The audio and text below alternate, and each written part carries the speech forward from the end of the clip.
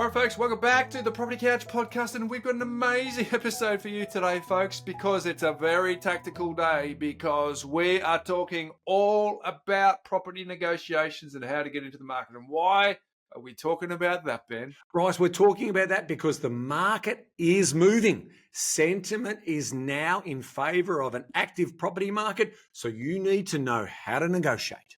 You need to know, folks. Let's rip into the show.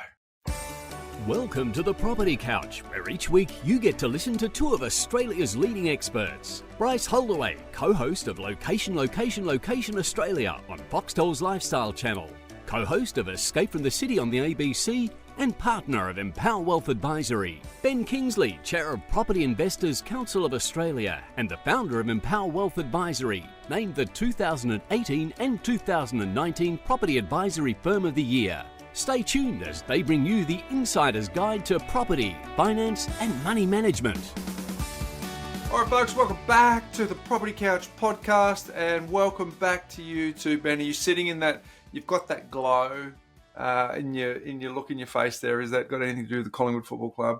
Well, look, before we get to the glow about the pies, are you okay? It's obviously winter time, got a little bit of a head cold. We're going to be okay for the show? I think it'll be all right, just the occasional sort of cough along the way, but no, we'll make it work. But good deflection there from your sort of Cheshire cat look on your face. Oh, I just want to make sure you're okay before we move on. You know, like but you're a trooper. Good to have you along for the ride. Hey, listen, look, yes, pie's going okay. Keeping a lid on it though. All right, let's keep a lid on it. Well, it's going beautifully. Give yourself another chance to just put the bed on the last.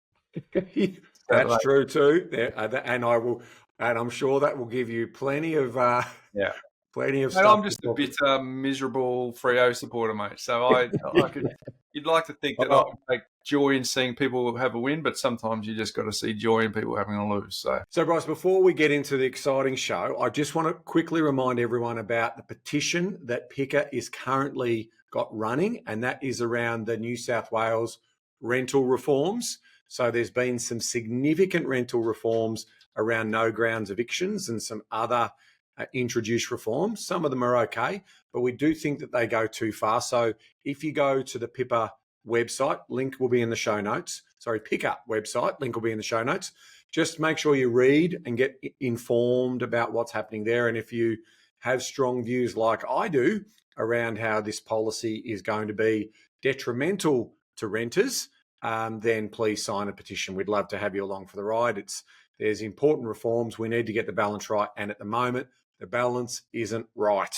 Ben, do you have strong views? You keep them from us. Why don't you share? As the chair of PICA, I represent 2.2 million property investors, Bryce. Yeah, on behalf of. So we've got to make sure, and there's obviously, look, we understand there's a housing crisis at the moment, but, punishing the private rental accommodation providers is not the way to go. It's actually, sort of dangerous, and it's just really difficult to be able to run your private rental accommodation business in some of our major cities, and that's going to have an impact on those economies and the people, and basically how society operates in those centres if you don't get the billions of dollars in investment that you need, because if it doesn't come from private investment, it's going to come from government, which means higher taxes for everyone. So it's not a good thing.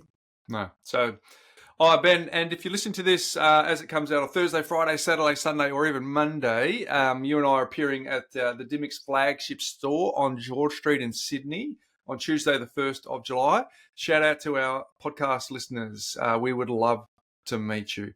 We just checked. There's only a handful of tickets left. So if you want to be someone who grabs one of those last few, please reach out and go to thepropertycouch.com.au/Dymocks, and that's Dymocks. Almost sounds like I'm singing the Mickey Mouse song there.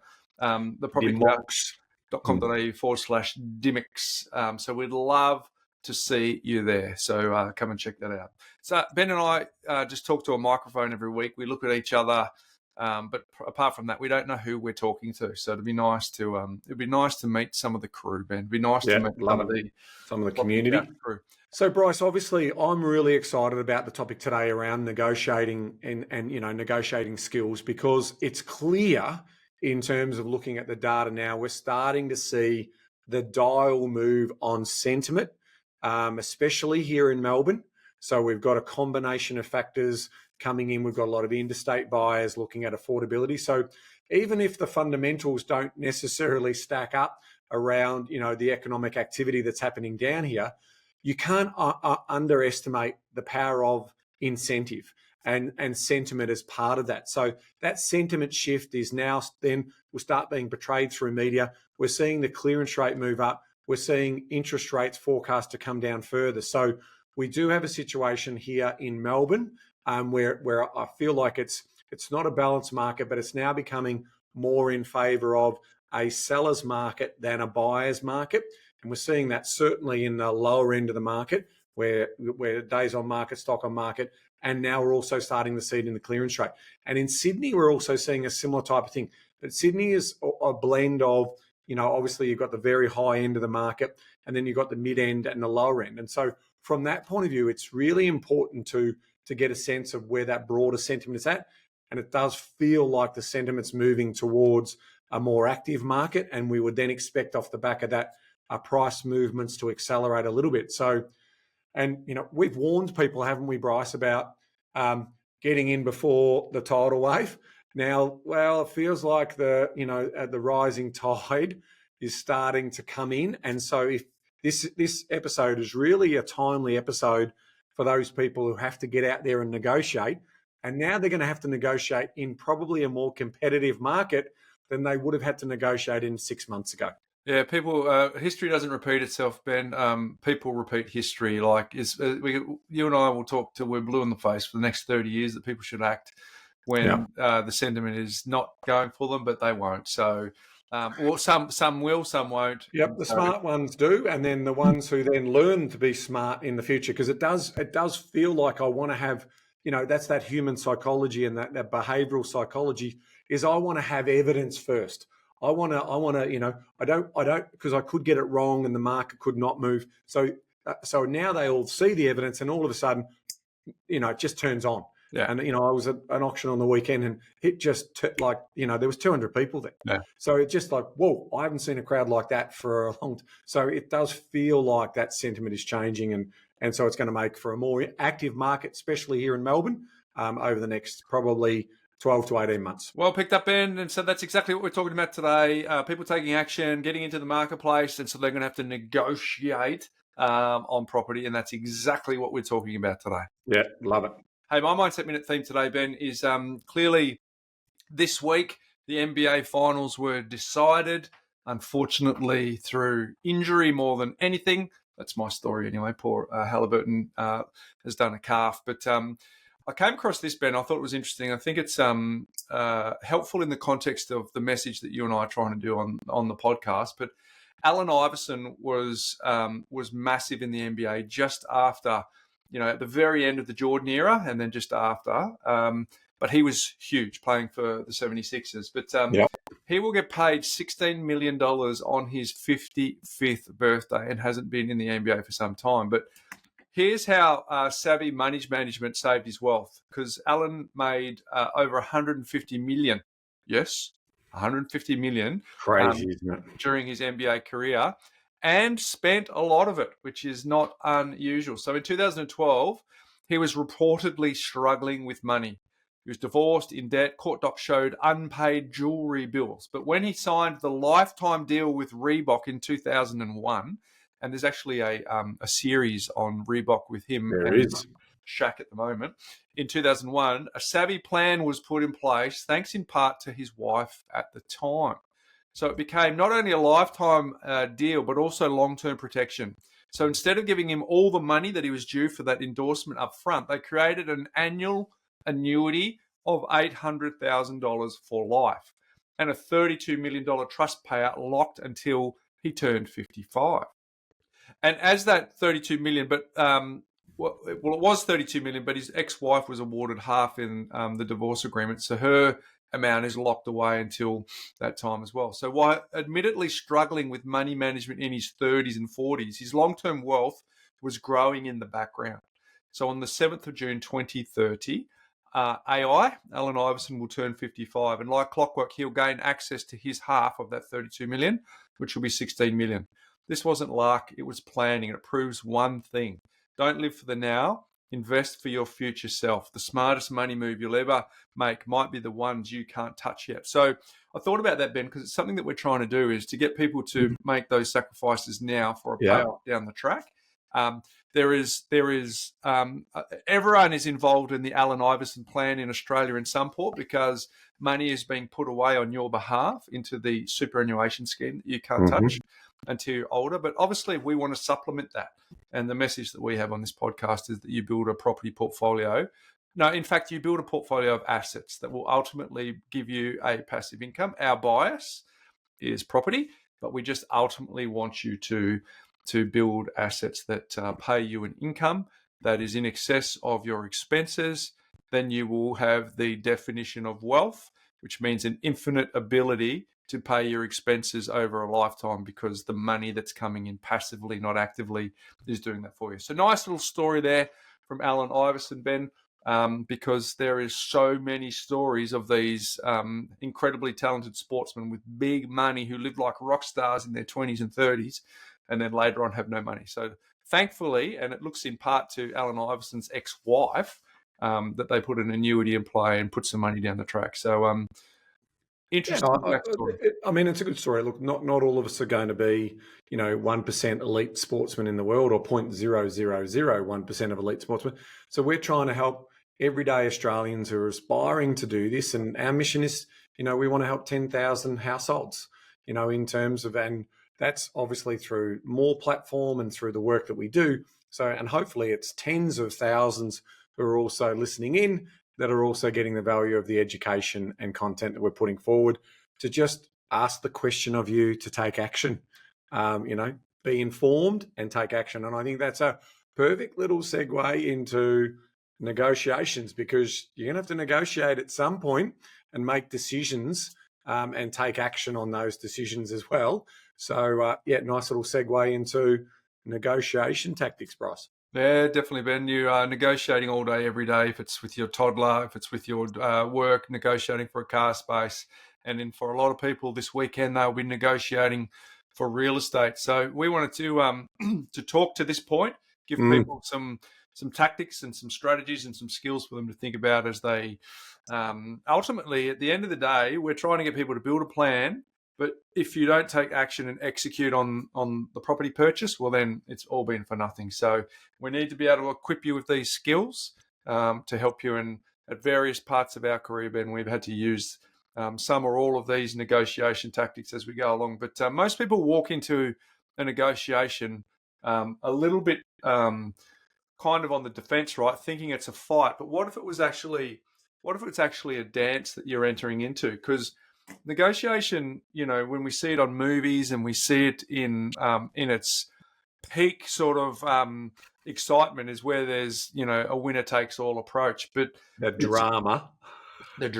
But ultimately, it's not just about being aggressive or manipulative. It's about jockeying for information, jockeying for position, and also jockeying for emotional control. So we're going to talk to some of those points today. But first part we want to do, Ben, is we want to get our audience to have a mindset of a great negotiator. Before we even step up to the plate, some of the things that we want to make sure that we have in our psyche is that it's a conversation, not a confrontation. So that was part of that intro. And it's largely about two or more, but you just think about it, two people talking at each other, or is it two people exchanging information with each other? Yeah, that's right, Bryce. I mean, ultimately, we've got to think about the parties that are involved in the transaction. So we've got the vendor or vendors.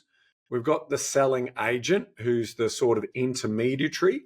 And then obviously on our side, we've got the buyer or buyers.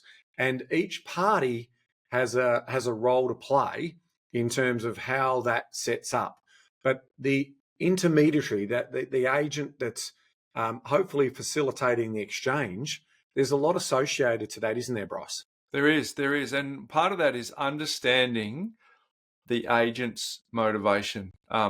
This is the greatest part of the mindset of a great negotiator, because you're not just negotiating with a person, you're negotiating with their incentives, and that's super important to know. So there's a couple of incentives that we can help you with. Number one is you're negotiating with their commission. At the end of the day, there are some wonderful real estate agents out there, and there's a heap of them, but they ultimately are serving an agency role in order for them to achieve the outcome that they're wanting to achieve. Now, there are plenty of agents who love the thrill of the chase. There are plenty of agents who love the art and the craft of auctioneering and negotiating on real estate, but I haven't met too many agents, Ben, who would do it without getting paid. So it's just a part of their world. And if the sooner you realize that you're dealing with three major motivations from a real estate agent. Number one is their commission, that they get paid. Number two is quite often quick turnover. Because if you think about how an agent works, Ben, I know you know this, but just for the point of the exercise, if you think about how an agent works, the more transactions that they can get done, the more money they will be able to make. Now, at the end of the day, there's only a certain amount of time in a week. And agents have what's called an ideal week.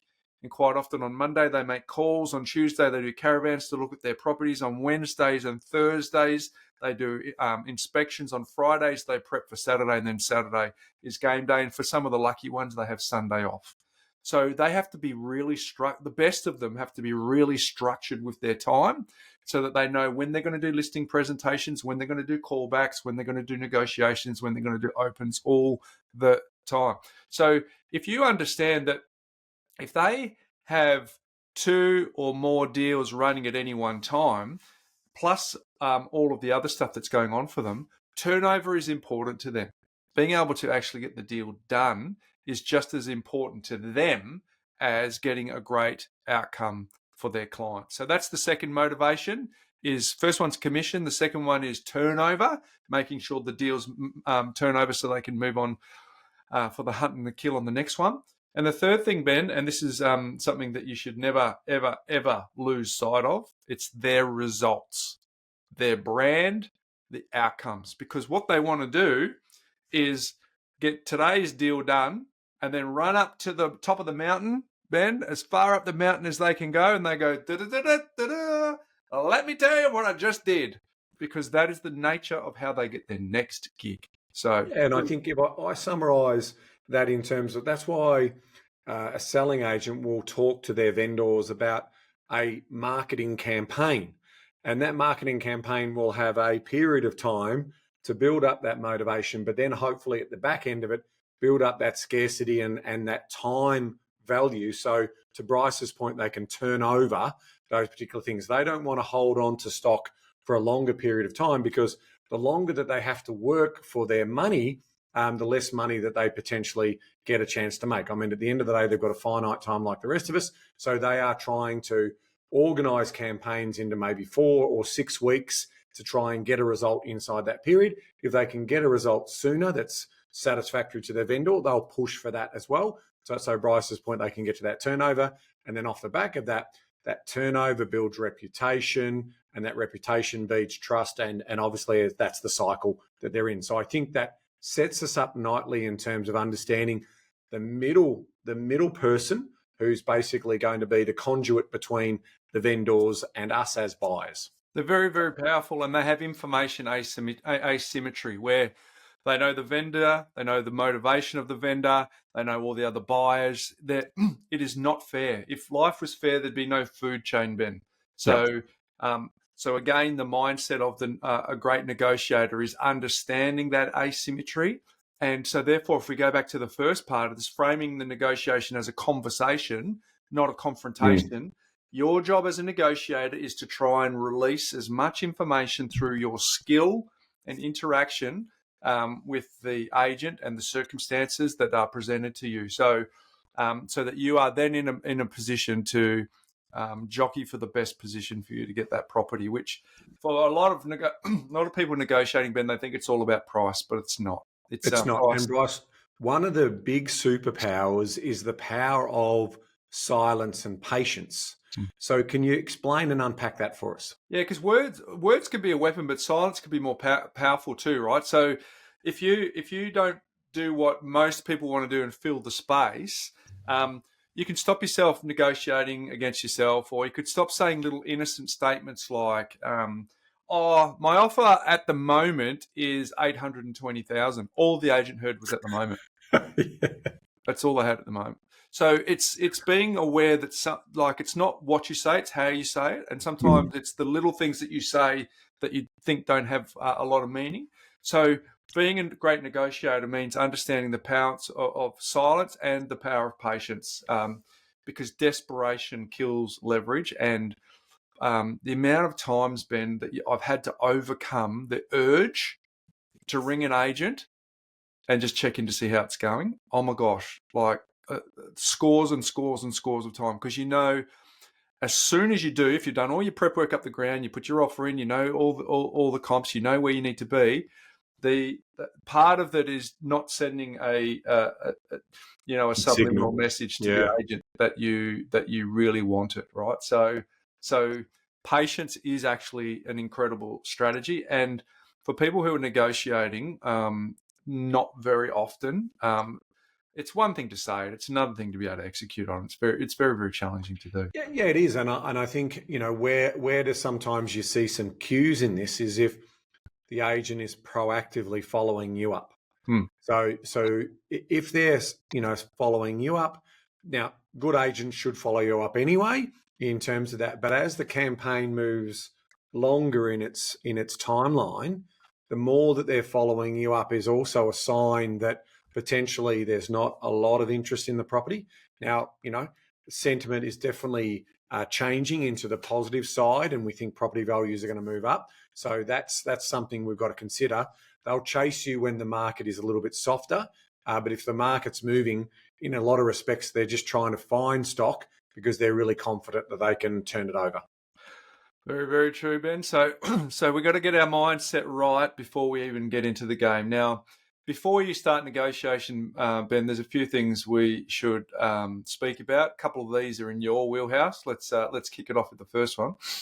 Yeah, so before we even speak to the agent, we need to get our finances organised, right? So one of the most common ways in which you can put a strong offer in front of a potential vendor is to basically have your pre-approval in place. So we want you to speak to your investment savvy broker, and get that organised. It really is a sign that you are a serious buyer, that in terms of that you can negotiate here and now.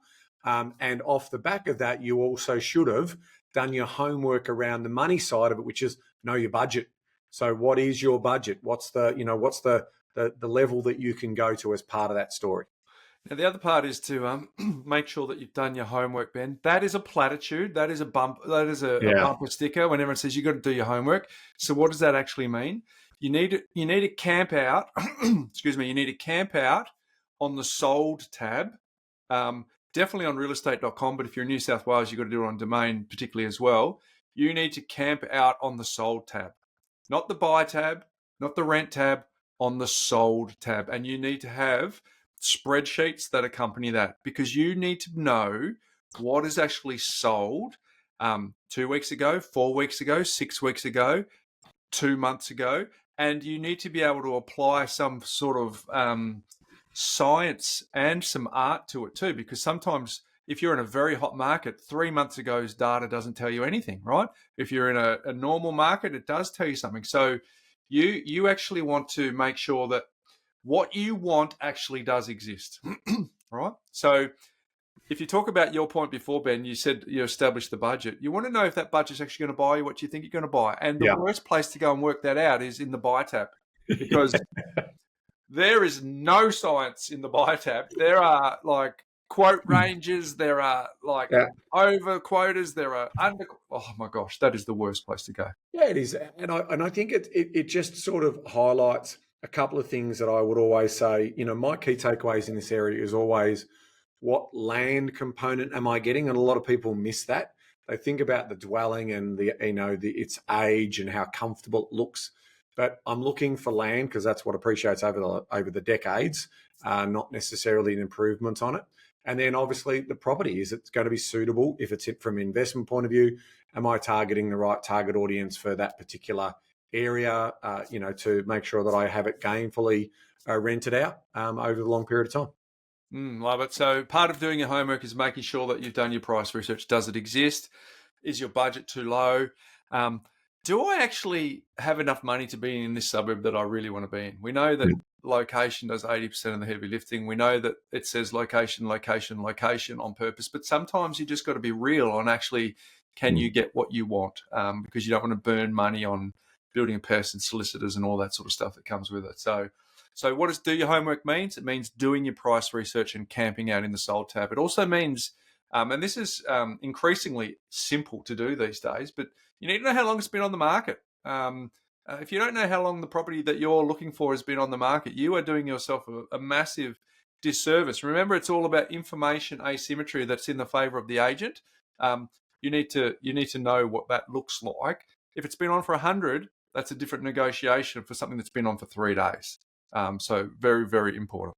Yeah, and I think also, again, with a changing marketplace, we're seeing more stock get sold via the auction method as well.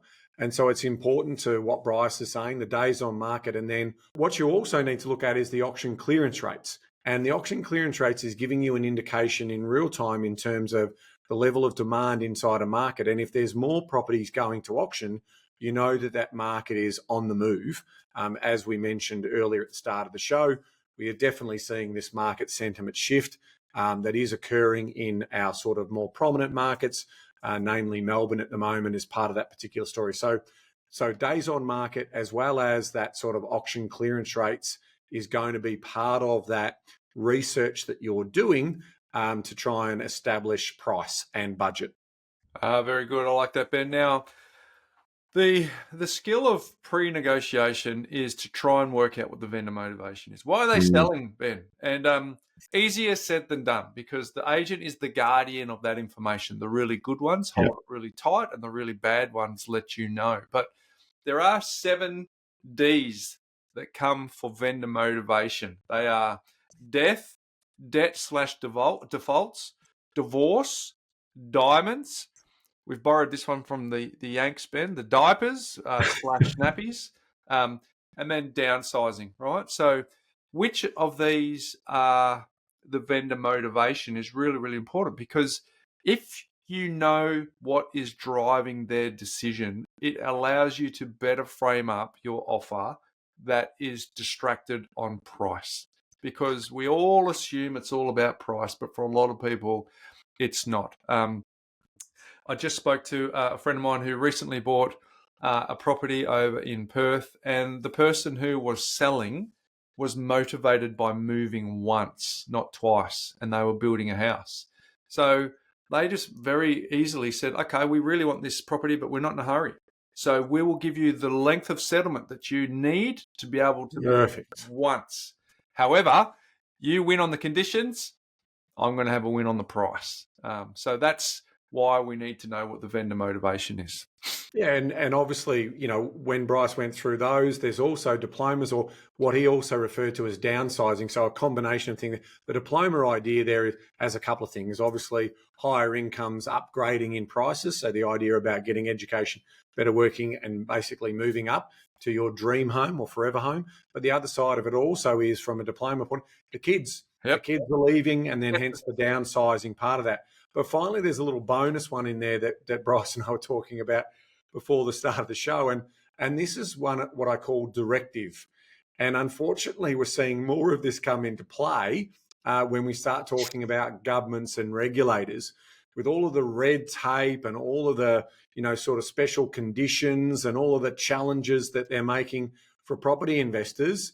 Those directives are actually having a negative impact in terms of some people. And so we're hearing lots of stories in the media of people getting out of markets because they're fed up with the government and the regulators' directives in terms of getting into that market. So again, we know over really the last 12 months, there's been over 26,000 properties just in Melbourne alone that have been sold down by investors purely fed up with the way in which the regulation is down in this state.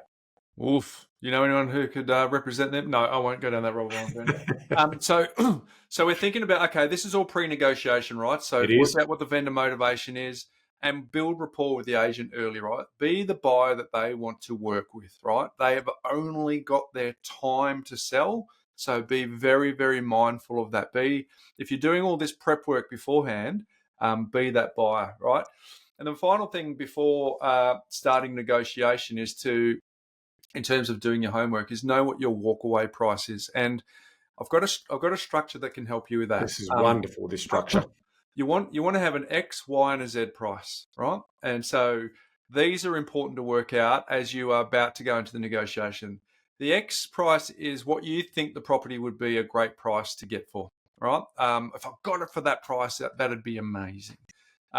The Y price is probably more likely to be a fair price. Okay, based on everything that's going on here, there's a bit of interest, it's nice streets, got a north-facing backyard, chances are there's going to be a bit of competition. Probably here's the Y price that I think would be fair to get this. And then the Z price, Ben, is actually the walkaway price. And here's the no regrets price.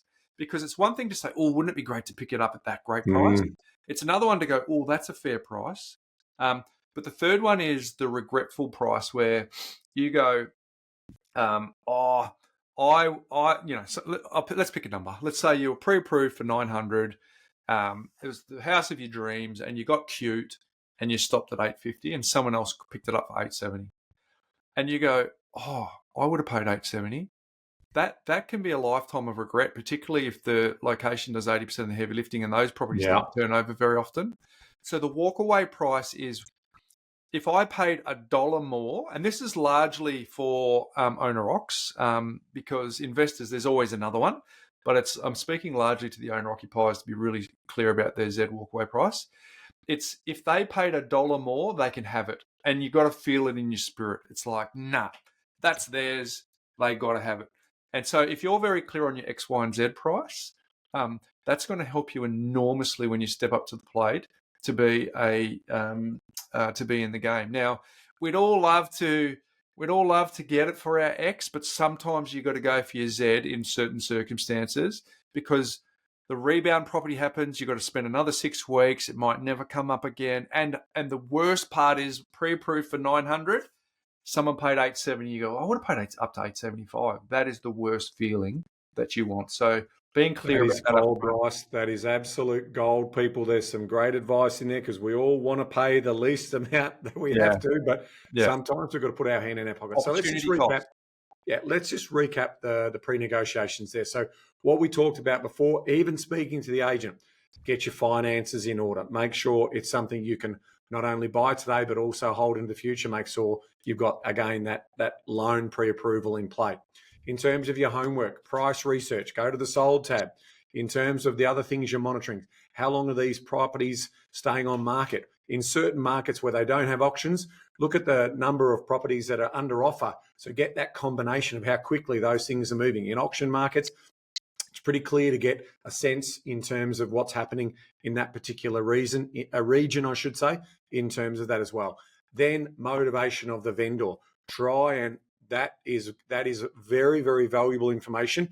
And you're going to hear about that very shortly when we talk about the tactics inside that negotiation. Build rapport with the agent. Don't be that knob. Don't be that idiot in terms of, don't be that big ego person that sort of thinks they know this. Start to build rapport with the agent and be professional and courteous with the agent. And Bryce's last bit of gold there is set your pricing and your budgeting around what is it? Great price, fair price, or, your walk away, no regrets price as well. So that just sets up the framework nicely, Bryce, around the pre-negotiation. Let's now talk and pivot to the tactics at work. So let's put what we've just learnt into action by unpacking this next section. We're about to step up, Ben. We're about to have a thing right. So the first thing you've got to do is assess the market. Is it cold, warm, or hot? That's really important. Like if I'm buying in a regional town where there's not much interest and not much activity, that is a way different approach that I'm going to take versus rewind 18 months ago and I'm buying in Perth, right? So there's your extreme. So you need to be able to get a temperature on the market that you're about to buy into, right? So we're talking at a national level here with our audience. So someone might be listening to this in Adelaide, might be listening to this in King Island, might be listening to this in Darwin, might be listening to this overseas. So all markets are different. So the number one tactic that we need to do is assess our market, because if you're in a very hot market, that information asymmetry is on steroids, because not only do you not have the information advantage, but a lot of agents are going press hard, 4 copies, first in, selling before the first open, all that sort of stuff. So that's at one extreme. And the other extreme is clearly what I said, where the market is lots of days on market, the buyer is in control. So seller's market, buyer's market. That's super important for us to determine. Then when we get to the point, we've touched on this a little bit, Ben, but the agent is not on your team.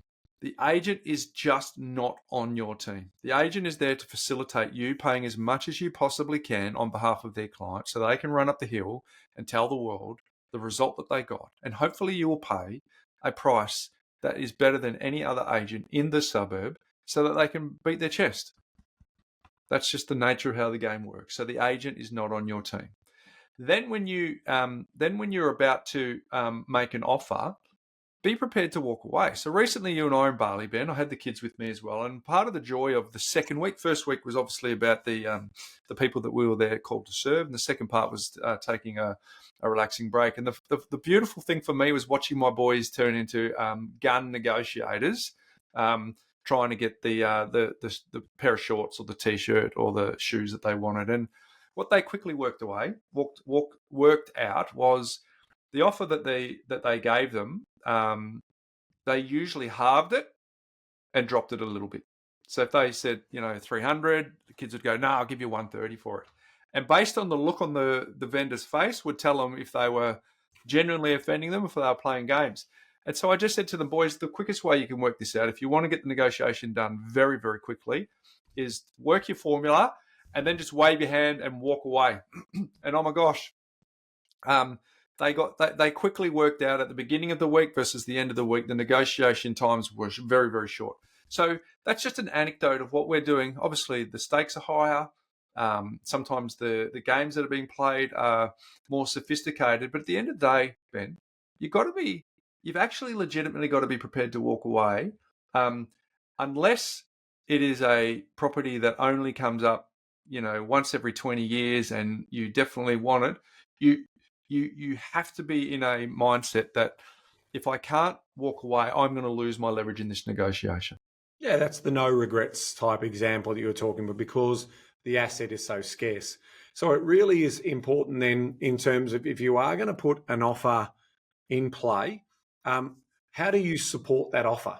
Because verbal offers are one thing, but if the agent wants to get a sense of how serious you are, the signed contracts is going to be something that's really, really powerful as part of those, as part of your offer, and be really clear about those conditions. So I'm signing a contract with my clear offer. I'm potentially looking at waiving some of my cooling off rights. Now, I wouldn't recommend this for anyone who's new to the game. We're not encouraging basically to get gazumped by the real estate agent because you're not a negotiator and you don't understand how the real estate agent market works, because it's an insider's game, as Bryce always talks about. But it is important that some negotiators will be willing to do that because they've done their homework and they know how the game's played. In terms of the deposit and the transfer check, you've got to be serious about that. So, here I'm, where do I send a transfer through, or where do I put my unconditional offer in play? Because that can move the conversation into your favor in terms of, like, let's say hypothetically they're quoting $730,000 and they're sort of saying, and we're not taking offers before auction. Well, ultimately, if you put an offer in and it's in writing and the contract's in there, that's going to move the agenda with the agent in terms of, well, actually, that's obviously the get me excited price, quote it low, watch it go. So what is the reserve, and trying to extract that out as part of the tactics. Now, you're trying to be professional and not being rude about it, But effectively, you're sort of saying, I realise they're not taking offers, but I'm trying to get a sense of where this one's going to land, so you can potentially move that conversation on a little bit quicker. Yeah, the specific time frame is important, Ben, because agents will shop you around. You put an offer in, and their job is to go, I've got one that's acceptable to the vendor. So you want to minimise that amount of time. So you need to. It's a delicate dance here, but it's somewhere between 12 and 24 hours from putting the offer in place for you, and being genuinely letting the agent know that if we don't hear from them, we'll move on to another one. Yeah, and you might have two that you're trying to debate. Like, it's a flip of the coin. It might be a 60-40, but from an investor's point of view, you want to basically, see whether you can, because you can only buy one at a time usually. So, if there's two that it's a 45-55 sort of model, you're going to say, well, I'm going to put my best offers in on both and then see which one I can grab, right, in terms of what that looks like. 100%. But to your point before about waiving cooling off rights, in some markets that are hot and fast and big mature cities like Sydney, you're going to have to do that to even step up to the arena, which is why all the pre-work is really, really important. Because if you've done all the pre-work, you can actually confidently waive cooling off rights. But if you haven't done the pre-work, you would not want to do that, right? So another tactic that you need to think about is the negotiation doesn't end once the offer is accepted, right? Because in a lot of towns, they're still subject to clauses, and they really matter. Like if you're in New South Wales, you've got an exchange that is unconditional at that point in time. But if you're in other cities like Western Australia or Queensland, or even to certain parts of Victoria as well, it's subject to certain things: building and pest, finance, all those sorts of things. So that signals that once the offer is accepted, that's just the starting point. It's not the ending point. And being vigilant around those clauses is really, really important. So something to remember where the time frame, where your energy needs to be expended to unconditional, not to conditional offers. So let's wrap up some of those tactic points in terms of, so assess the market, cold, warm, hot. In terms of your offers, be serious about it. Just verbalising an offer in some respects isn't going to move the dial in a moving market. Be prepared to walk away. Think those negotiation tactics in terms of what is going to be acceptable, because you've just done all the knowledge around the motivations of the vendor. We don't want you to be rude or arrogant to the agent, because that's only going to put them offside. In terms of be prepared for counteroffers, be prepared to be thinking about how far you're going to go, but refer back to your budget as part of that particular story. And then, as Bryce said at the start, agent is not on your team. The agent is working on behalf of the vendor to get the best possible price for them, and also hopefully get a result for themselves that they can also promote to their future vendors that they want to sign up. Now, you're going to have to come up with, so you're going to get used to some language that agents are going to say to you, hey, listen, I know you've put an offer at 1.1, but the vendor wants 1.2, right? That sort of language is going to happen to you all the time. But if you've done your prep work in the sold tab before you start the negotiation, you need to be prepared to say things like, hey, listen, I understand that that's what they want. I really want this property, but I can't justify it at that price. And if you can help me, show me other comps that have done that, let me know.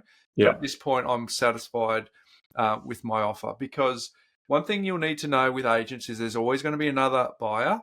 Their tactics are scarcity, urgency, and deadlines. So you have to be willing to put up with some of those tactics in order for you to be able to stand your ground. But the only way that you stand your ground is by being adequately informed, not letting the agent inform you, not letting someone else do all of the information gathering for you. It's camping out in the sold tab so that you know exactly what it's meant to be, and assessing what the market is actually doing. Is it a buyer's market? Is it a seller's market? Because if it's a seller's market and it is running hot, some of that stuff that you're going to camp out in the sold tab is not going to be of use to you. But the final thing I would say to you is don't try and win the negotiation, and win is in inverted commas, Ben, but lose the property. Early on in my career as a buyer's agent, Ben, it felt like a game of ego, like my ego against the agent's ego. That's just a rookie's mistake. That is just an inexperience, because sometimes with the information asymmetry that exists, where the agents know way more than me, if I'm going to put my ego up against their ego, that's going to be a battle that you lose every single time. So to my point before about if you've got 850, if you've got 900, you put an offer at 850, you got too cute, and someone else bought it for 870, you said I would have paid 875. That's when you try and win the property but lose it. So be very, very, very mindful of that. And look, there are so many tactics that you can do when it comes to negotiation, and there's some good tools that we can recommend for you. But if you're going to do this yourself, in the cut and thrust of it, you've got to remember a few basic things. And what we've talked about are the basics that you need to make sure that you're going to adequately represent yourself in the negotiation, make sure that you don't pay too much. So, Bryce, you're sharing obviously 30 years of your knowledge in this particular space. Can you quickly also then run through what not to do in terms of what are the things that, that, like you gave a little bit of a clue there, leave your ego at the door is one of them. But what are the other things that are also important? Well, the main one is one that's actually very difficult to do, and that's be very, very on guard with your emotions, right? Because if you get emotionally attached too early, agents smell desperation. Some agents know what they do. They go on a Saturday, they go to the two partners that are walking in. You go and check it out, have a look through, and then they start a conversation with the kids. And they go, "How many have you seen?" Like, the kids are so disarming. So anytime you walk in and say, "I love it," anytime you walk in and start mentally moving your furniture in, every time you start acting as if it's yours. Remember the little tiny bits of clues that drop out of your mouth around, we'd like to move in before Christmas. We like little things like that are just trying to find a property before Christmas. Yeah. Just got to be so, and there is a fine line, because I'm mindful of the fact that sometimes you can become listen to this stuff and be too on guard of what you're thinking, that you become a robot and you don't actually signal any attention to the agent. But the point is that if you get emotionally attached too early, the agents will pick up on that.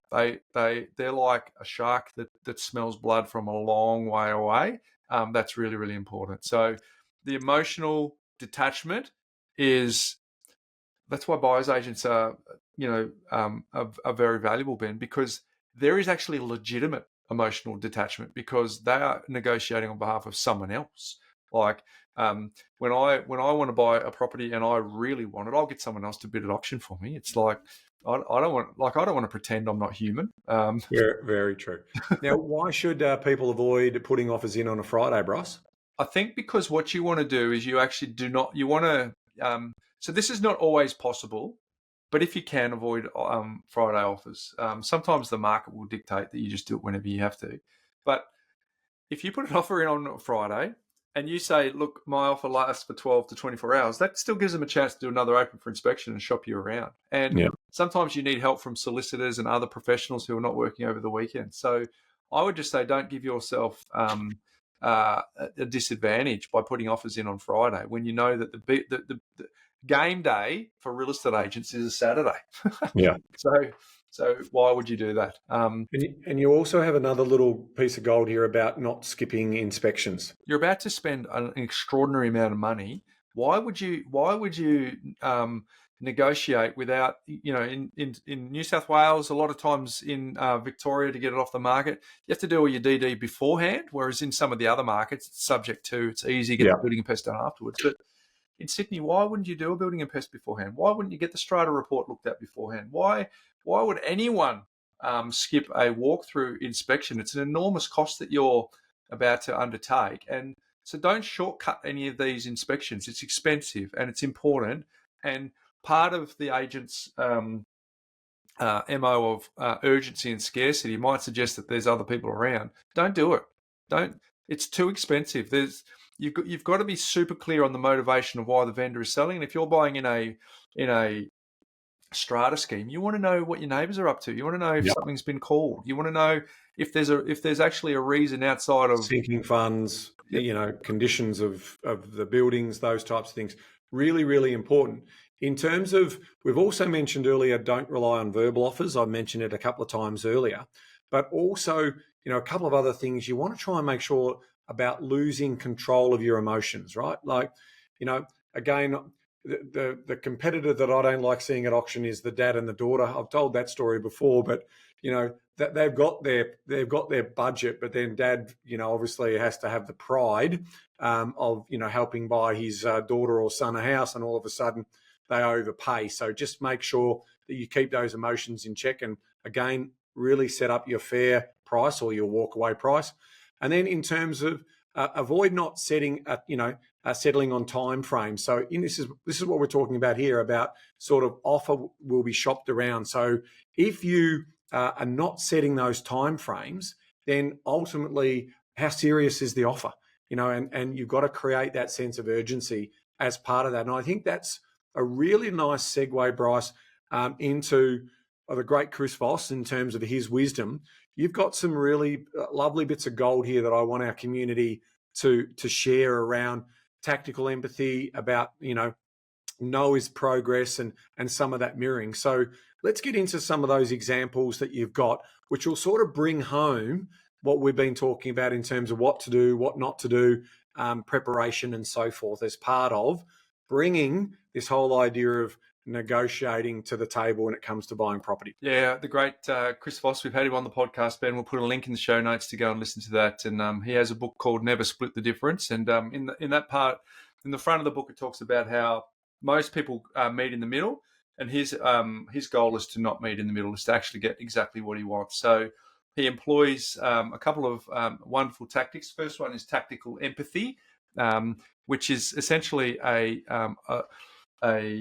user-friendly term for the fellas, which is emotional intelligence. If you say to the fellas, do you want to be emotionally intelligent? It's like asking if you want an egg and bacon pie or a quiche. They're exactly the same thing, but to the lads, we usually want to have some form of bravado. So tactical empathy is using terms that try and draw out the information from the agent without them knowing exactly what you're doing. So it sounds like the vendor's keen for a quick sale. Is that right? Sounds like, feels like, looks like. There's these leading phrases that you can use which actually try and draw out information without being definitive. Because if the agent, you said, it sounds like the vendor's keen for a quick sale. Is that right? And the vendor goes, no, they're not. You go, you can still save face, because you didn't say they are looking for a quick sale. It sounds like it's just an escape card. So we want to be researched. Like, if you ask the vendor if you ask the agent why the vendor's selling, their answer is just going to be a Dorothy Dix wood duck answer. So by having tactical empathy, trying to draw out what's going on, which he talks about in his book, Know is Progress, right? So instead of asking the vendor, would the vendor accept 1.2, they like to actually be in control with the power of no. So would it be ridiculous to offer 1.2 for this property? No, right? It's the agent can be in the power position from doing that. So no is progress. And then 3 is mirroring. I love mirroring. I do it as often as I possibly can and practice as often as I possibly can. But agent says something like, the vendor's hoping for 1.4 million. And you go, hoping for 1.4 million? And then what happens is they will want to fill the space unless they're masterful Chris Voss devotees. Just by general nature, they'll want to fill the space. So mirroring, I do it with my kids, I do it with my wife, I do it with everyone around me. I think it is the greatest part of tactical empathy, and mirroring are the two greatest things I got out of speaking with Chris and reading his book. And then, Ben, there's a few more that we can run through here. Another one is labeling. So you want to give them a label to see if it sticks, right? It sounds like you're under a bit of pressure to move this quickly, right? Which is part of the tactical empathy, but you want to actually see what's going on and see if that actually sticks, and labels them, because ultimately an exchange of information is largely trying to determine exactly what the pain point is here. And you're looking for little bits of them dropping their guard, which is going to give you a little bit of insight to help you when you are trying to frame up your negotiation. The other thing is the accusation audit. Now, the accusation audit is actually just front-footing when you're feeling like you're being a bit negative or putting some objections up, right? So he has an example of, you're probably thinking this offer is too low and we're wasting your time. You might even feel like we're not serious buyers, but here's where we're coming from. It's actually front footing some of the things that might be running through their mind so that it's actually bringing that into the light. And then once that's left out into the light, then you can actually give the information from there. So some people might say, I'm about to offer you a low offer. I'm about to justify why. So why don't I front foot that you probably think it's going to be a low offer, and you probably may think that the low offer isn't even making us serious. But let me tell you why.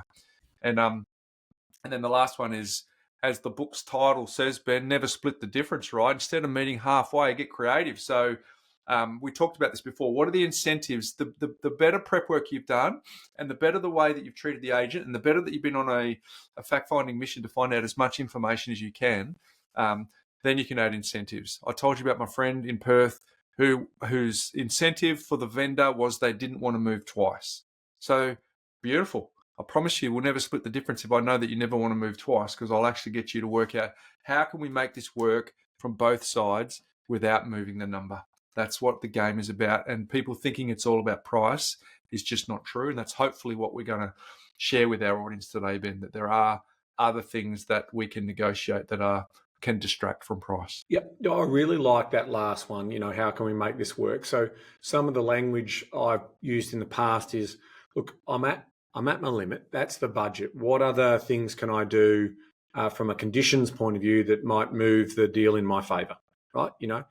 That's exactly the type of conversation you want to be in when it comes to that. And what I try and do as part of the story is I'm building a storyboard in my mind about all the moving parts. I'm trying to just bring context into the vendor side, into where the agent's at, and then ultimately where I fit into that puzzle.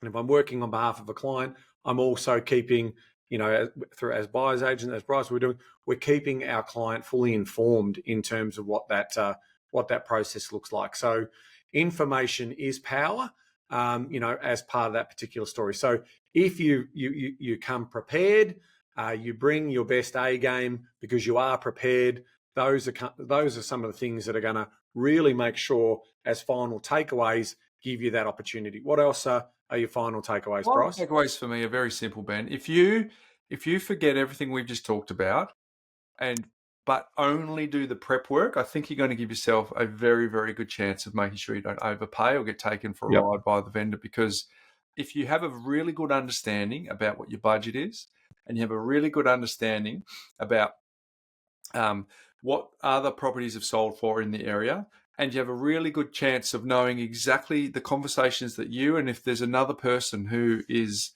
making this decision with you, a life partner, someone else. If you're super clear on having done all of the stuff that you're in control of before you even step up to the plate, the chances are there's going to be sensory overload. The agent's used to this. They might see something. You might slip something out of your mouth. But at the end of the day, if you just go, I'm prepared, and then be humble to the agent and go, I really like this property, but I can't justify the price you're asking. So if you can get closer to where I'm at, great. If you can't, we'll look at the next one. That is going to be the biggest weapon that you have.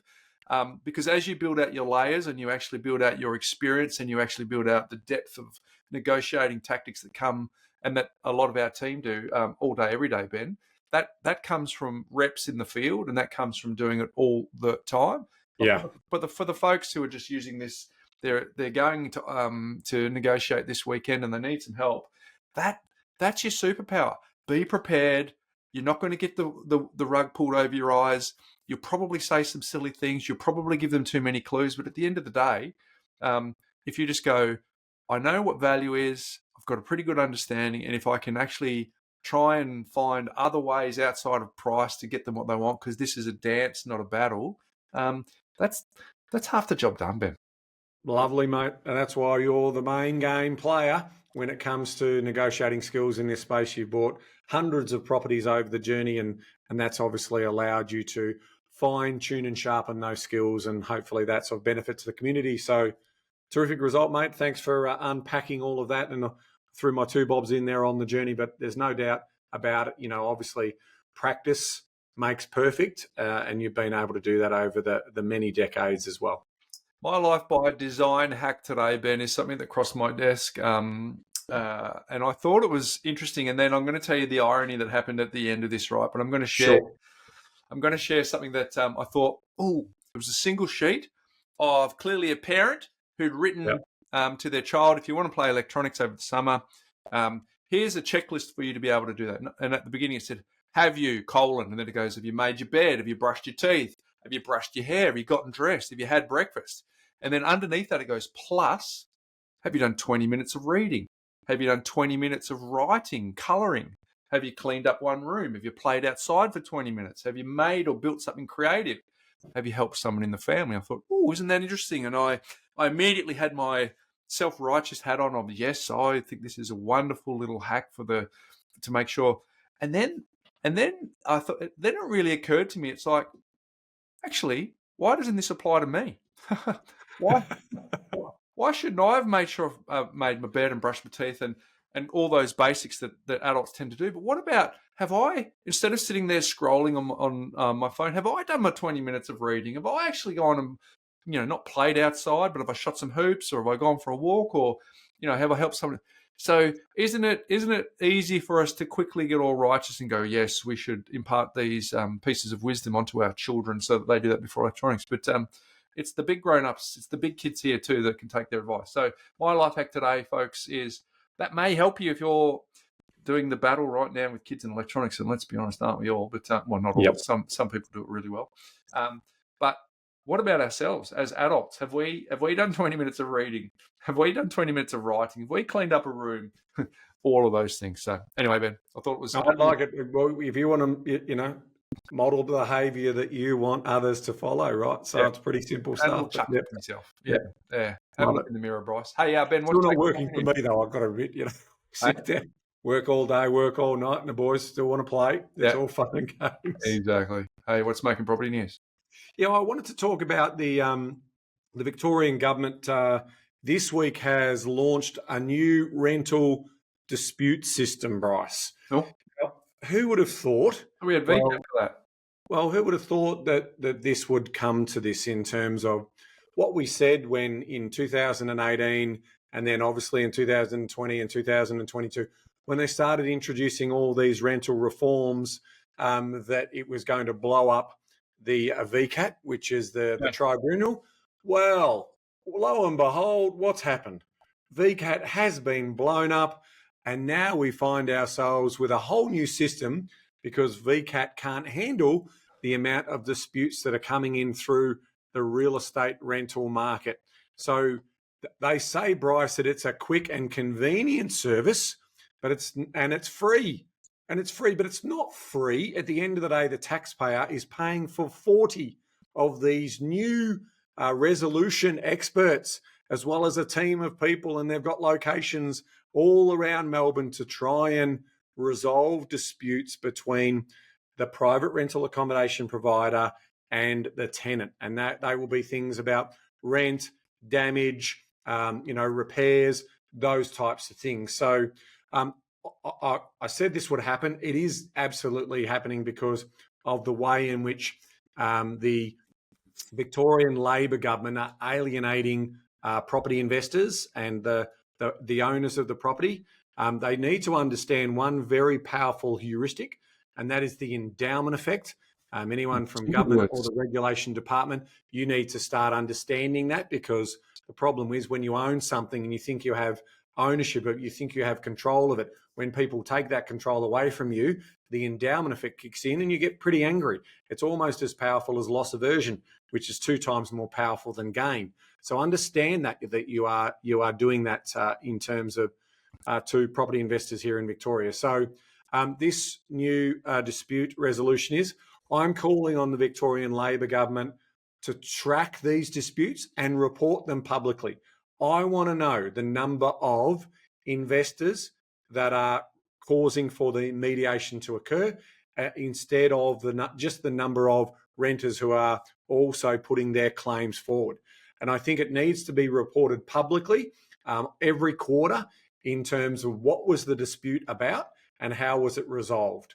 Because with that data, we can improve the imbalance that is now in place in Victoria, and then we can build confidence of further investment, which will release billions of dollars of investment into Victoria, which will then alleviate the housing crisis or the rental crisis that we've currently got in this state. So there's me getting on my soapbox, Bryce. I said it was going to happen. I said they would blow up VCAT, because once these property owners understand that they've effectively got no power in running their private rental accommodation business, all of the power is now with the regulator or the tenant, you're going to see a blow up. And this is what we're seeing right now. Well said, folks. If you want to have a look at that, any of that information, there'll be a link in the show notes so you can go and check that out as to what Ben is talking about there. Mate, thank you for cutting that lap around the negotiation lane with me today. Hopefully that served you this week, folks, as you enter into the market and start negotiating and getting to the fun stuff of making sure that you take action. But always a pleasure, mate. And until next week. Knowledge is empowering, but only if you act on it. Only if you act on it. See you next week, folks.